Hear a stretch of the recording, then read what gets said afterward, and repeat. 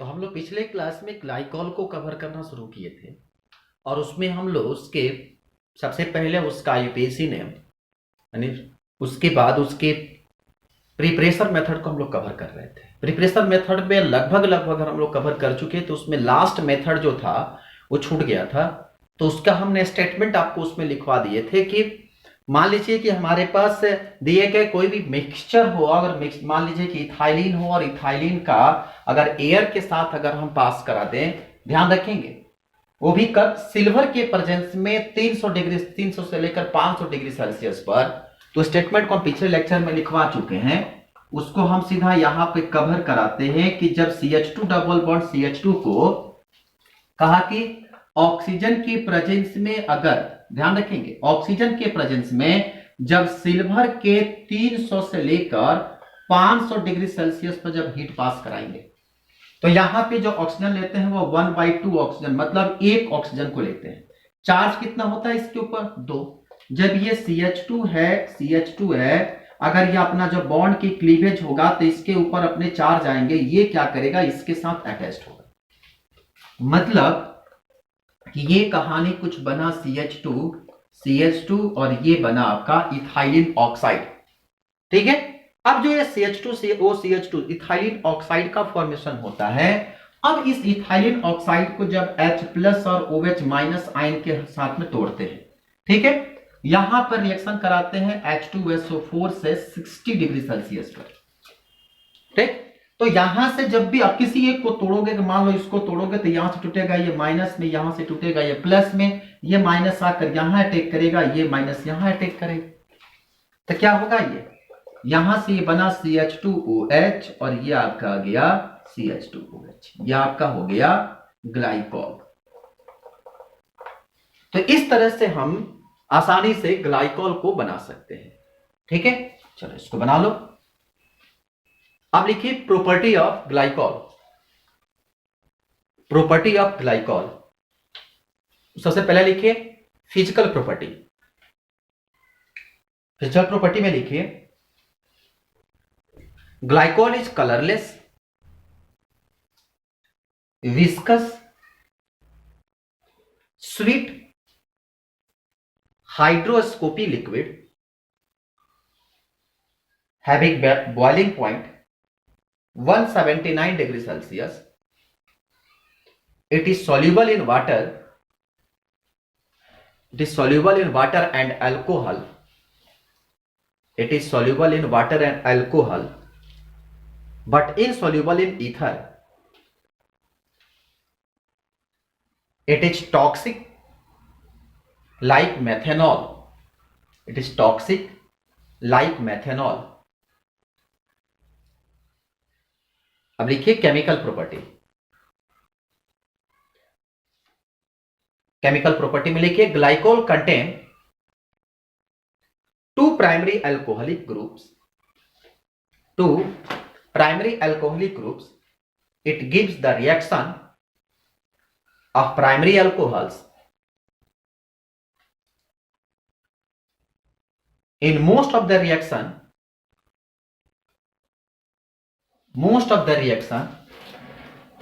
CH2OH group are not equally reactive. One hydroxyl group completely reacts before the second one participate in the reaction.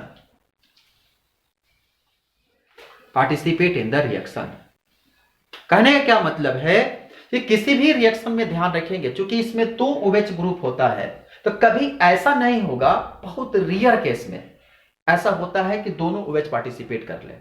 हमेशा कभी जब भी आप reaction कराएंगे तो जनरली एक पहला पार्टिसिपेट करता है, उसके बाद दूसरा पार्टिसिपेट करेगा। कभी ऐसा नहीं करेंगे कि उसको हम एक ही साथ में दोनों का दोनों रिएक्शन करा ले। अगर ऐसा रिएक्शन कराना होगा तो या तो हमें हार्ड कैटलिस्ट लेना पड़ेगा और अच्छी टेम्परेचर पर हीट करना पड़ेगा, तब जाकर ये इसके साथ OH बॉन्ड ब्रेक करेगा, क्योंकि इतना आसानी से OH बॉन्ड ब्रेक करता नहीं है, क्योंकि यहां पर इलेक्ट्रॉन डेंसिटी इसके पास ज्यादा होता है और ऐसे कंडीशन में इलेक्ट्रॉन यहां से OH को हटाने में या हाइड्रोजन को हटाने में काफी अधिक मात्रा में एनर्जी देनी पड़ती है। तो इसीलिए कभी भी जब भी आप रिएक्शन कराएंगे तो सबसे पहले या तो आप पहले को तोड़िए या दूसरे को तोड़िए, फिर उसके बाद जो बच गया अगर रिएक्शन कहता है आगे और बढ़ाने के लिए तब आप दूसरे पर हाथ लगाएंगे।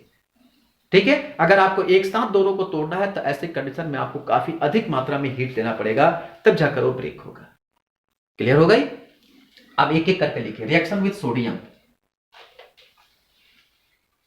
Reaction with sodium. देखिए, when sodium react with glycol, when sodium react with glycol at 50 degree Celsius, monosodium glycol या monosodium glycolate is obtained, and second hydroxyl group attack at 160 degree Celsius। मतलब कि यहां पे जो CH2OH है, यहां पे जो CH2OH है, अगर इसे क्या करना होगा, सोडियम की प्रेजेंस में रिएक्शन कराओ 60 डिग्री सेल्सियस पे, ध्यान रखेंगे पहले 60 डिग्री सेल्सियस पे, ठीक है, फिर उसके बाद से आगे अटैक कराएंगे। जैसे यहां पे सोडियम अटैक करेगा, इस हाइड्रोजन को क्या करेगा, यहां से डिस्प्लेस होगा।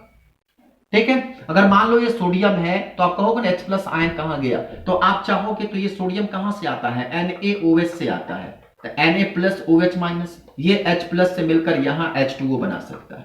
ठीक है, तो यहां से क्या हो गया कि बन गया CH2ONa और यहां से आया CH2OH। ठीक है, अब ये जरूरी नहीं कि सिर्फ यहीं अटैक हो, आप चाहो तो इसके जगह पर यहां भी अटैक करा सकते हो, किसी एक जगह पर अटैक कराना। और जब ये बच गया तो फिर इसके बाद इसे 160 डिग्री सेल्सियस पर सोडियम के प्रेजेंस में रिएक्शन कराओगे तो क्या करेगा, यहां रिप्लेस होगा।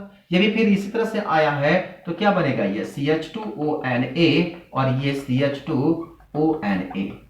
अब ये कई बार बच्चा ये पूछता है कि सर ये बताइए आप 160 डिग्री पर डायरेक्ट ही रिएक्शन क्यों नहीं करा देते हैं। तो डायरेक्ट रिएक्शन करा देंगे तो हमको ये नहीं जरूरी है कि वो क्या करेगा, दोनों के दोनों डिस्प्लेस होगा, नहीं, क्योंकि इसके पास इलेक्ट्रॉन डेंसिटी ज्यादा होती है। तो ऐसे स्थिति में सबसे पहले किसी को अटैक कराओ, फिर दूसरे के ऊपर अटैक कराओ।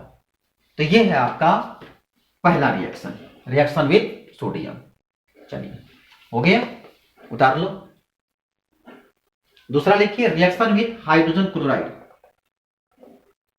रिएक्शन विथ, जहां हम सी लिखकर ऊपर डैश बना दें तो वो होता है with. Reaction with hydrogen chloride, NaCl, sorry HCl, hydrogen chloride. देखिए, glycol react with hydrogen chloride at 160 degree Celsius and 200 degree Celsius, 200 degree Celsius to form ethylene chlorohydrine, ethylene chlorohydrine and ethylene chloride respectively.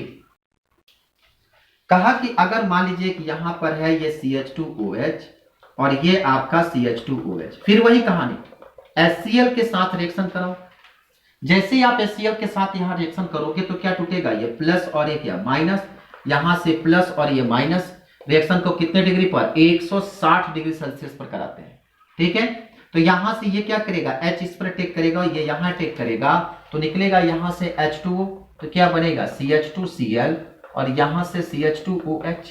अब इसको फिर से HCl के साथ reaction कराओ 200 degree Celsius पर, तो क्या टूटेगा, H+ और Cl-, यहां से H+ और OH-, यहां से ये माइनस इसके साथ मिलेगा तो ये बनाएगा H2O और ये आकर यहां अटैक करेगा तो क्या बनेगा, ये आपका CH2Cl और ये आपका CH2Cl। तो इसको जो हम लोग करते हैं इससे बोलते हैं हम लोग इथाइलिन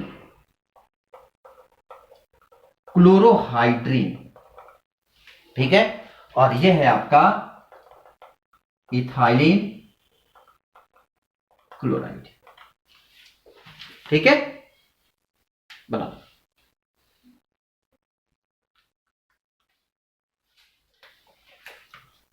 चलिए नेक्स्ट थर्ड लिखिए, reaction with phosphorus halide. Reaction with phosphorus halide. सारी रिएक्शन को हम ऑलरेडी अल्कोहल पढ़ाते समय पढ़ा चुके हैं। ठीक है, तो सर पहला लिखिए, ethylene glycol react with PCl3 या ethylene glycol react with PCl5, पहले PCl5 से कराओ फिर PCl3 से कराते हैं। PCl5 to form ethylene chloridine and ethyl chloride. ये अगर आपका CH2OH, ये CH2OH है, अगर ये PCl5 के साथ रिएक्शन करता है, ठीक है, तो यहां से क्या होगा कि जब PCl5 है, यहां से Cl है, ठीक, अब यहां से ये आपका CH2OH है और ये आपका CH2OH है। सबसे पहले क्या होगा कि एक फास्फोरस टूटेगा, आकर इस क्लोरीन पर अटैक करेगा, ठीक है। उसके बाद क्या होगा कि जब ये OH टूट गया तो यहां से O माइनस और H प्लस, यहां से एक H मिला तो यहां से ये HCl बना लिया। मतलब इसके ऊपर कितना चार्ज, 2 बच गया, 2 पॉजिटिव, क्योंकि 2 क्लोरीन यहां से शिफ्ट हो गया। अब ये 2 माइनस जो होगा वो आकर अटैक करेगा यहां पे, तो क्या बनेगा, P, जो जहां से डबल बॉन्ड हटा था वो आपका क्लोरीन, मतलब ये बन गया POCl3, ठीक है। और साथ में क्या निकला, एक HCl, तो फाइनल प्रोडक्ट क्या बन गया, CH2Cl और यहां से CH2OH और यहां से बन गया आपका POCl3 और ये आपका, ठीक है। अब पहले प्रोडक्ट तो हम बना लिए, सेकंड सेम स्टेप उठाओ, यहां जो आपका CH2Cl और ये CH2OH है, अब फिर लेकर आओ POCl3 को, सॉरी PCl5 को, ठीक है। अब क्या जाएगा, यहां से जब हटाओगे तो ये प्लस और OH माइनस में, माइनस माइनस OH था, अब इसको जब यहां से हटाओगे तो H क्या प्लस में, अब ये एक क्लोरीन इसको मिलेगा तो यहां से ये HCl बनाएगा। अब ये जो एक क्लोरीन को यहां से उठाओ, यहां लाकर शिफ्ट करोगे तो एक पॉजिटिव यहां आया, एक पॉजिटिव यहां आया, 2 नेगेटिव है, 2 नेगेटिव को यहां अटैक कराओगे तो क्या बनेगा, double bond O Cl Cl और Cl, मतलब ये बन गया POCl3, यहां से बन गया 1 मोल HCl और यहां से क्या होगा, ये अटैक करेगा तो बनेगा आपका CH2Cl और ये CH2Cl, तो हो गया कि नहीं इथाइलिन क्लोराइड। तो इस तरह से आप कोई भी रिएक्शन को बड़े आसानी से खींच सकते हैं। तो यहां पे जो बना 1 मोलिक्यूल POCl3 का, और फिर यहां पर से दोबारा रिएक्शन कराते तो फिर बनता है POCl3 और साथ में क्या, इथाइलिन क्लोराइड। ये चीजें हम आपको पहले से अल्कोहल वाले चैप्टर में भी पढ़ा चुके हैं, बना लो, बन गया। अब लिखो सेकंड पार्ट में, glycol react with PCl3, glycol react with PCl3 ethylene chloride is obtain. अब यहां पे जो है CH2OH CH2OH, अब इसकी रिएक्शन कराते हैं PCl3 के साथ, ठीक है। तो यहां पे जो होगा वो 3 मोल तीन मोल इसका लेते हैं, 2 मोल PCl3 लेते हैं, ठीक है। जब आप रिएक्शन कराते हैं तो यहां से बनता है 3 मोल CH2Cl और ये CH2OH और साथ में फिर वही कहानी H3PO3, ठीक है। और फिर उसके बाद जब वही रिएक्शन को फिर लेकर आते हैं यहां से CH2Cl और ये CH2OH, फिर आप PCl3 के साथ रिएक्शन कराओ, 2 मोल फिर PCl3 लेकर आओ, ठीक है। तो ऐसी स्थिति में हमारे पास क्या होगा, यहां से अटैक करेगा तो यहां से Cl बनेगा। अब आप कोई भी रिएक्शन ले सकते हो, यहां पे एक मिनट, यहां से बन गया CH2OH कम हो रहा है, यहां पे डायरेक्ट जो होता है वो Cl बन जाता है H3PO4, ठीक है। आपको ज्यादा 2 स्टेप करने की जरूरत नहीं है, ये सिंगल स्टेप रिएक्शन होता है, आप आसानी से एक ही स्टेप में बना सकते हैं, ठीक। अगर आपको इसका मैकेनिज्म खींचना होगा तो आप आसानी से इसका मैकेनिज्म भी बना सकते हैं। आप चाहें तो अगर मान लीजिए कि अगर आपको लगता है कि हम इसको डबल स्टेप में क्यों खींचे, सिंगल स्टेप में भी बना सकते हैं, तो आप उसको भी आसानी से कर सकते हैं, कोई दिक्कत नहीं, ठीक है। क्योंकि इसका मैकेनिज्म जो हम अल्कोहल वाले चैप्टर में ऑलरेडी पढ़ा चुके हैं, तो इसीलिए अल्कोहल जितना ज्यादा मैकेनिज्म खींचेंगे तो उतना टाइम लगेगा, तो आप इसको सीधा यहाँ PCl3 बनाइएगा, 2 मॉलिक्यूल्स, एक क्लोरीन को यहाँ अटैक कराइए, एक क्लोरीन को यहाँ अटैक कराइए, ठीक है। और आसानी से क्या कर सकते हैं आप, प्रोडक्ट को ये 3 मोल 3 जगह आप उतार दीजिए, एक एक क्लोरीन को आप हर जगह शिफ्ट करा दीजिए, आसानी से आप क्या कर सकते हैं, बना सकते हैं, ठीक है। मैं कहीं बताना पड़ेगा, देखो ये आपका CH2OH, CH2OH, CH2OH, CH2OH, CH2OH, ये आपका CH2OH, ठीक है, 3 मोल। अब ये है आपका PCl3, ठीक है। यहां से तोड़ो एक एक मॉलिक्यूल्स को, तो यहां से ये H इसको लेकर यहां से एक काम करो, सबसे बढ़िया है इसको यहां से तोड़ो, ये plus minus plus minus plus minus plus minus, ये प्लस माइनस और ये प्लस और ये माइनस, ठीक है। अब एक काम करो, जितने भी आपको क्लोरीन दिख रहे हैं, जितने भी क्लोरीन आपको दिख रहे हैं, सारे क्लोरीन को शिफ्ट करो यहां से, ये टूटेगा प्लस माइनस में, फिर ये प्लस माइनस में और ये प्लस माइनस में, प्लस माइनस फिर प्लस माइनस और ये प्लस माइनस, ठीक है। प्रत्येक क्लोरीन को लेकर यहां शिफ्ट करो।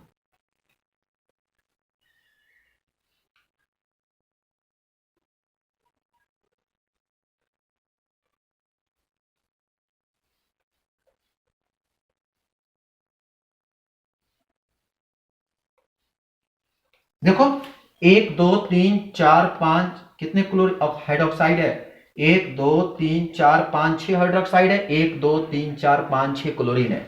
मतलब कि सबसे पहला स्ट्रक्चर बना हुआ CH2Cl, CH2Cl, CH2Cl, CH2Cl, फिर CH2Cl और ये आपका CH2Cl, ठीक है। आपके 6 मोल जो है, मतलब ये आराम से आप इसको भी लिख सकते हैं क्या चीज, 3 मोल CH2Cl, CH2Cl, ये आपका पहला प्रोडक्ट, ठीक है। आप इसको शिफ्ट कर लेना लोकेशन के, अपने हिसाब से लोकेशन इसको शिफ्ट कर लेना, ठीक है। अब इसके बाद क्या करना है, अब इसके बाद क्या करना है कि अब जो बच गया हमारे पास क्या, 1 OH 2 OH, अब हमारे पास 6 OH बच गया, ठीक है। अब चूंकि फास्फोरस के पास यहां पर 3 पॉजिटिव है, यहां पर 3 पॉजिटिव है, मतलब अगर हम फास्फोरस को हटाएं यहां से, तो हमारे पास ये फास्फोरस और ये फास्फोरस है, इसके पास 3 चार्ज है, 3 पॉजिटिव चार्ज है, ठीक है। 3 पॉजिटिव इसके पास और 3 पॉजिटिव इसके पास, और हमारे पास कुल मिलाकर 6 OH है, 6 OH माइनस है, ठीक। अब हमको शिफ्ट करना है 3 OH को, तो एक काम करें, हम यहां पर हम काम करते हैं, 6 OH को एक एक साथ यहां से शिफ्ट करते हैं, ये OH minus OH minus OH minus, यह है ना OH माइनस, 1 2 3 4 5, और ये आपका एक इधर कहां लिख दे, यहां लिख दे OH माइनस 6, ठीक है। अब इसको क्या करते हैं हम लोग, एक एक साथ जोड़ते हैं, एक को यहां यहां और यहां, 3 इसको दे दो और 3 इसको दे दो, तो क्या बनेगा, ये POH OH और OH, और ये POH OH और OH होगा। तो ये बताओ 3 हाइड्रोजन है तो क्या बनेगा, H3, एक फास्फोरस से O, और ये बन गया H3PO3, हाइपोफॉस्फोरिक एसिड बन गया H3PO3, ठीक है। उसी तरह से इसको भी मिलाओगे तो क्या बनेगा, ये भी एक H3PO फिर मिलेगा, दोनों आपस में मिलकर 2H3PO3 है ना। थोड़ा सा कॉम्प्लिकेटेड है पर बहुत आसान है, आप इसको आसानी से बना सकते हैं। तो इस तरह से आप आसानी से क्या कर सकते हैं, देख लो, कुछ नहीं करना है, आप बस क्या करना है, इसके 6 मोल को लिख देना, ठीक है। और लिखने के बाद इसके PCl3 को 2 बार लिखना, 6 क्लोरीन है, 6 मॉलिक्यूल Cl है, सबको जगह पर एक Cl लगा दो, तुम्हारा बन गया ये पूरा 6 Cl, जैसे 3 मॉलिक्यूल्स, मतलब कि 1 2 3, तो 3 लिख दिया। अब क्या करोगे कि चूंकि फास्फोरस के पास 3 पॉजिटिव, इस फास्फोरस के बाद 3 पॉजिटिव, तो इस 3 OH को यहां शिफ्ट करो और 3 OH को यहां शिफ्ट करो, कुल मिलाकर 6 OH था, तो 6 OH को यहां शिफ्ट कर दिए। अब 3 OH इसके साथ मिला तो P बना, 3 ऑक्सीजन हुआ था 3O3, और 3 हाइड्रोजन तो H3, तो H3PO3 हो गया। और उसी तरह से नीचे वाले का भी कर दो। कर लोगे ना? अब चलो एक काम करते हैं, तुमको इसको कर लोगे तो हम तुमको एक काम दे देते हैं, उसे तुम अपने से करना।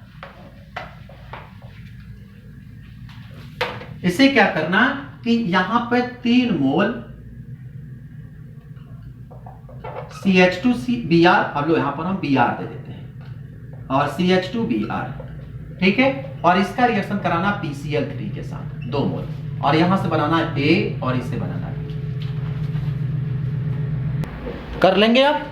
कभी कभी पता है क्या होता है, लेकिन अगर PCl3 के जगह पे, ठीक है, अगर मान लीजिए कि हमारे पास PCl3 था, हमने रिएक्शन तो करा लिया, सॉरी यहां तो ब्रोमीन है तो यहां पर भी तो सॉरी यहां पे तो OH होगा ना, यहां पे तुम कराना PbR3 के साथ, ठीक है।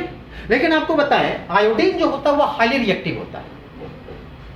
अगर यही रिएक्शन हम आयोडीन, इसको तुम होमवर्क में लिख लो से करना, ठीक है। अगर मान लो कि यहीं पर अगर आयोडीन होता, अगर ये Pi3 होता तो क्या बनता है, यहां से CH2I और ये आपका CH2I, 3 मोल बनता, ठीक है। और साथ में बन जाता क्या, 2 मोल HPOI3, ये तो बनता आपका, ठीक है। क्या जी क्या कर रहे हैं हम, यहां पे जो बोलता वो कितना था, 2 मोल H3PO3, ये तो बनता आपका। लेकिन क्या होता है कि इसमें ये इंटरमीडिएट प्रोडक्ट होता है, और ये जो है स्टेबल नहीं होता। तो ऐसे कंडीशन में जो ये 3 मोल जो बना, यहां पे 3 मोल जो बना, यहां से आयोडीन भी जो होता है वो शिफ्ट कर जाता है, तो यहां क्या बना लेगा, डबल बॉन्ड, मतलब कि 3 मोल यहां पर CH2 डबल बॉन्ड CH2 बना लेता है, और साथ में 3 मोल यहां से I2 निकल जाता है। तो ध्यान रखेंगे, क्लोरीन और ब्रोमीन ये दोनों आसानी से तो इथाइलिन क्लोराइड बना लेता है, लेकिन जो आयोडीन की बारी आती है तो आयोडीन हाईली रिएक्टिव होता है, इसीलिए उस जो होता है वह आसानी से इथाइलिन आयोडाइड नहीं बनाता है, वो अनस्टेबल कंडीशन में होता है, तो ऐसी स्थिति में वह इथीन बनाता है, ठीक है। तो आप इसको मार्क कर लीजिएगा, कई बार ही पूछा हुआ क्वेश्चन है। या इसी को इथीन कहो, या इसी को कॉमन नाम लिखोगे तो इथाइलिन लिखो, ठीक है। चलो अब लिखो next reaction, reaction with mixture of concentrated nitric acid, reaction with mixture of concentrated nitric acid and sulphuric acid, nitric acid and sulphuric acid. लिखो when glycol heated with mixture of concentrated HNO3 and concentrated H2SO4, ethylene dinitrate is obtained. Ethylene dinitrate is obtained,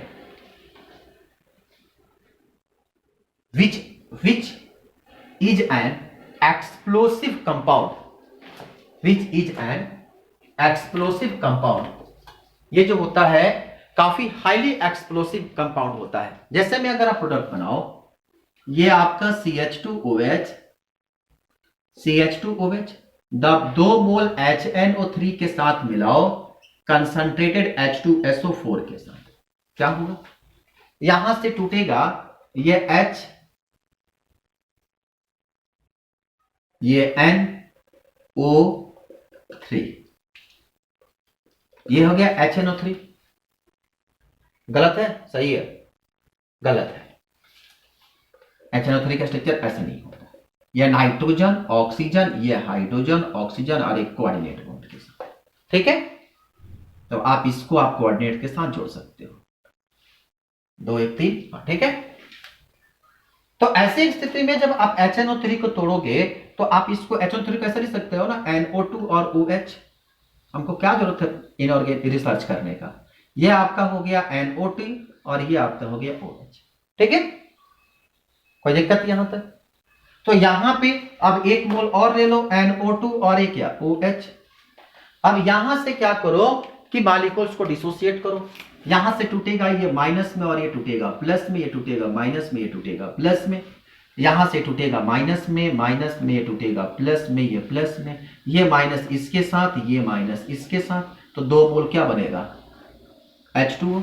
और फिर क्या करेगा, ये यहां से आकर इस ससुरा आकर इससे मिलेगा, और ये आकर इससे मिलेगा, तो क्या बनेगा यहां से, ये CH2O NO2, और यहां से क्या CH2O NO2। अब तुम कहोगे ना अभी तो पहले बताए थे कि आप पहले एक पर रिएक्शन करना। हमने पहले कहा था कि या तो वहां पर स्ट्रॉन्ग एज ए कैटलिस्ट लेकर आएंगे, ध्यान रखेंगे कंसंट्रेटेड H2SO4 है, और ये भी करीब करीब 70 टू लेकर 90% कंसंट्रेटेड होता है, बहुत खतरनाक एसिड होता है, और ये भी रिएक्टेंट भी, ये भी कंसंट्रेटेड नाइट्रिक एसिड है, तो इसलिए दोनों पर अटैक कर रहा है। दोनों पर अटैक कराने के लिए हमें हार्ड कैटलिस्ट लेनी पड़ेगी, तब जाकर वो आसानी से वहां से डिसोसिएट होगा। तो यहां से बन गया इथाइलिन नाइट्रेट, इसको हम लोग कहते हैं इथाइलिन डाइनाइट्रेट, और साथ में यहां से H2 हो जाएगा। कितने H2 है, 2 H2 है, तो 2 H2 चलेगा। अब नेक्स्ट लिखो reaction with monohydroxyl acid, reaction with monohydroxyl acid.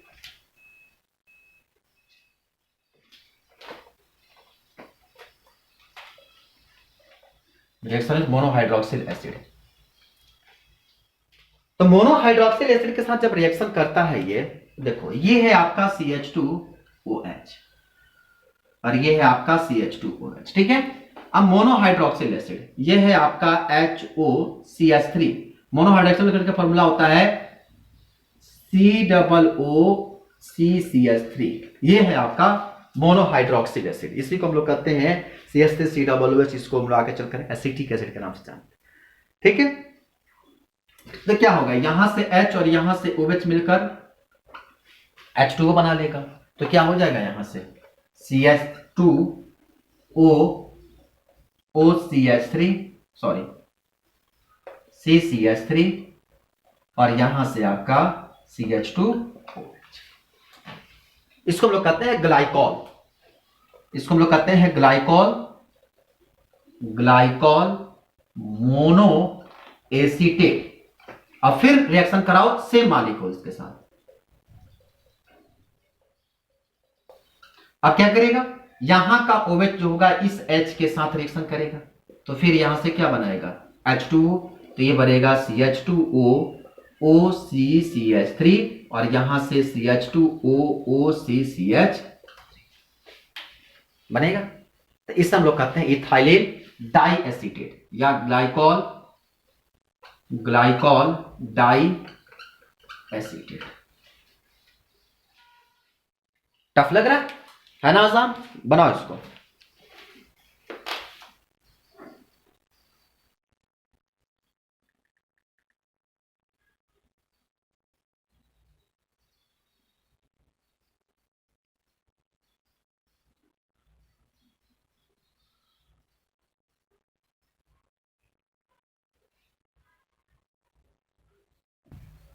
बन गया, चलो अब नेक्स्ट लिखो रिएक्शन विथ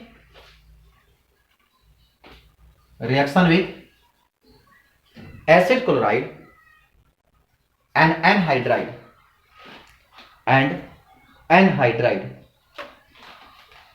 ब्रैकेट में लिख लो एसाइलेशन,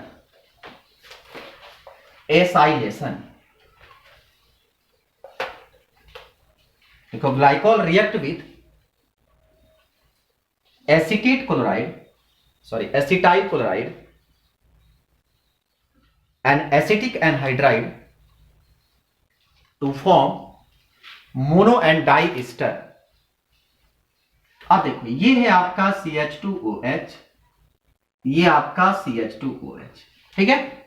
अगर मान लो कि ये CH3COCl, इसका नाम होता है एसिटाइल क्लोराइड, ठीक है। अब जब ये एसिटाइल क्लोराइड के साथ रिएक्शन करेगा तो क्या बनेगा, जब आप इसके स्ट्रक्चर को खींचोगे तो ये बनता है CH3C डबल बॉन्ड O और ये CH, ठीक है। अब देखो यहां से जब आप ब्रेक करोगे तो यहां से टूटेगा माइनस और ये क्या प्लस, इसके साथ ये क्लोरीन इसके साथ मिलेगा तो HCl बनाएगा। अब ये जाकर क्या करेगा, इसके लोकेशन पर अटैक करेगा तो क्या होगा, ये CH2O C double bond O CH3 और यहां से ये CH2OH, फिर यहां से एक मोल और लेकर आओ, ठीक है, तो क्या बनेगा CH3 C डबल OCl। अब यहां का जो H होगा इसके साथ HCl के साथ ये बनाएगा ये HCl। अब आकर ये यहां अटैक करेगा तो CH2O double bond O CH3 और यहां से ये CH2O double bond O CH3 होगा। तो इसी को हम लोग कहते हैं ग्लाइकॉल एसीटेट, जो कि 2 की संख्या में है तो इसको कह सकते हो ग्लाइकॉल डाई एसीटेट। आई बात समझ में? तो ये यहां से आप प्रोडक्ट बनाते हैं ग्लाइकॉल डाई एसीटेट, इसी को कहते हैं हम लोग एसाइलेशन। जल्दी जल्दी जल्दी बनाओ, जल्दी बनाओ।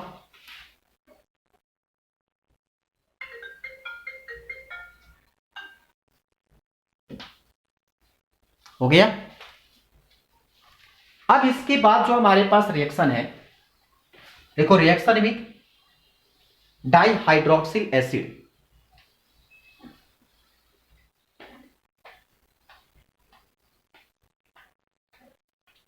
Reaction with dihydroxyl acid.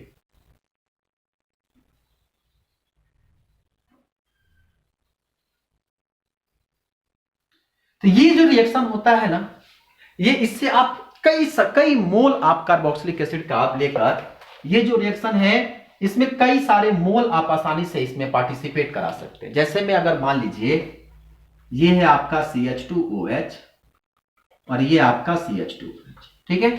अगर आप मान लीजिए कई मोल कार्बोक्सिलिक एसिड लेके चलते हैं, कई सारे मोल आप ले सकते हैं, इसमें जरूरी नहीं होता है कि आप 1 मोल 2 मोल 4 मोल, आप कई सारे लेकर आराम से रिएक्शन करा सकते हैं, ठीक है।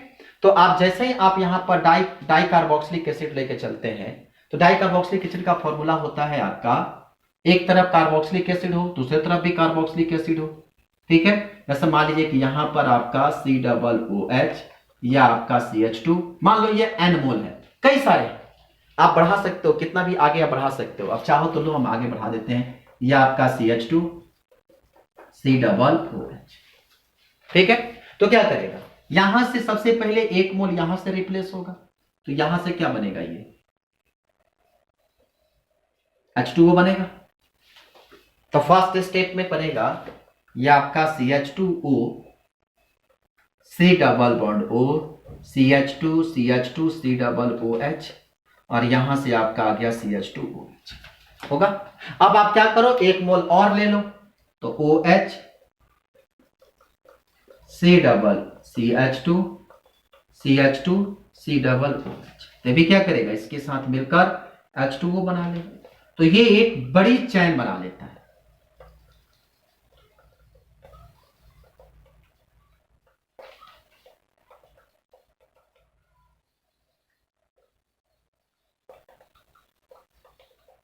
तो ये बहुत बड़ी श्रृंखला क्या कर सकता है, आसानी से ये बना सकता है। बना लो इसको, हो जाएगा। चलिए यहां तक तो हम लोग सीख लिए। अब लिखिए ऑक्सीडेशन, ऑक्सीडेशन लिखिए, glycol on oxidation produce different products depending upon nature of oxidizing agent, nature of oxidizing agent। तो अगर मान लो कि हमारे पास ये आपका CH2OH है, ठीक है। अगर जब आप इसका ऑक्सीडेशन कराते हैं तो सबसे पहले आप क्या करेंगे, जब भी ऑक्सीडेशन कराते हैं तो सबसे पहले थोड़ी सी हीट करेंगे तो तुरंत ऑक्सीजन क्या करेगा, भाग जाएगा, H2O भागेगा। तो सबसे पहले यहां से H2O रिमूव होगा तो यहां से बनता है अल्डिहाइड। अब यहां से गेम शुरू होता है। अगर मान लो कि यहां पर एक ऑक्सीजन को ऐड करोगे तो क्या बनेगा, COOH CH2OH बना कार्बोक्सिलिक। यहां पे क्या करोगे, ये इसका मैकेनिज्म क्या होगा, यहां पर H है और ये आपका नीचे है CH2, हम थोड़ा सा यहां ड्रॉ कर देते हैं, ये आपका OH है, H है और ये आपका CH2OH है। ये ऑक्सीजन जो होगा वह यहां अटैक होगा तो क्या बनेगा CH2OH और ये आपका CH2OH हो गया। क्लियर। अब इसके बाद क्या होगा कि अब जो ये प्रोडक्ट बना, अगर इसका फिर से आप ऑक्सीडेशन अगर कराते हो मान लो तो क्या होगा, अब OH यहां से रिमूव होगा। अगर मान लो कि इसका आप अगर रिएक्शन कराते हो तो यहां से अब कार्बोक्सिलिक, अब यहां जो कार्बोक्सिलिक बन गया अब नीचे क्या बन जाएगा, अल्डिहाइड बनेगा, जिस तरह से यहां अल्डिहाइड बना था अब नीचे वाला रिमूव हुआ। अगर मान लो कि इसमें फिर से आप ऑक्सीजन जोड़ दोगे तो COOH और COOH होगा। क्लियर। यहां से H2O बाहर निकलेगा तो अल्डिहाइड बन जाएगा, ऑक्सीजन फिर ऐड हो गया तो कार्बोक्सिलिक हो गया। अगर मान लो कि जो हमारे पास था, ये जरूरी है नहीं कि एक ही मोल अल्डिहाइड हो, अगर यहां पे अगर ऑक्सीजन को रिमूव करेंगे तो नीचे वाला भी तो आसानी से क्या हो सकता है, अल्डिहाइड बन सकता है। जैसे यहां पर हमने आगे बढ़ा दिया, कार्बोक्सिलिक बना दिया, यहां से एक मोल ऑक्सीजन किया तो एक अल्डिहाइड बना, दूसरा ऑक्सीजन रिमूव करेंगे यहां से क्या निकलेगा, H2O निकलेगा तो अल्डिहाइड बनेगा। यहां से क्या निकला, H2O निकला, यहां पर ऑक्सीजन क्या हुआ, ऐड हुआ। ठीक है। अगर मान लो कि इसमें क्या करें, अगर हम यहां से ऑक्सीजन को ऐड करें तो ऑक्सीजन अगर मान लो किसी एक जगह ऐड करो, यहां ऐड करोगे तो क्या कार्बोक्सिलिक बनेगा कि नहीं बनेगा, और नीचे आपका अल्डिहाइड जैसा सेम टू सेम उतर गया। तो इस तरह से आप पूरे रिएक्शन को क्या कर सकते हो, बना सकते हो। तो इसको हम लोग बोलते हैं ग्लाइकोजॉल, इसका नाम होता है ग्लाइकोजॉल, ग्लाइकोजॉल, GLYOXAL, ग्लाइकोजॉल। ठीक है। तो यहां पर 2 मोल अल्डिहाइड भी बना सकते हो, इसमें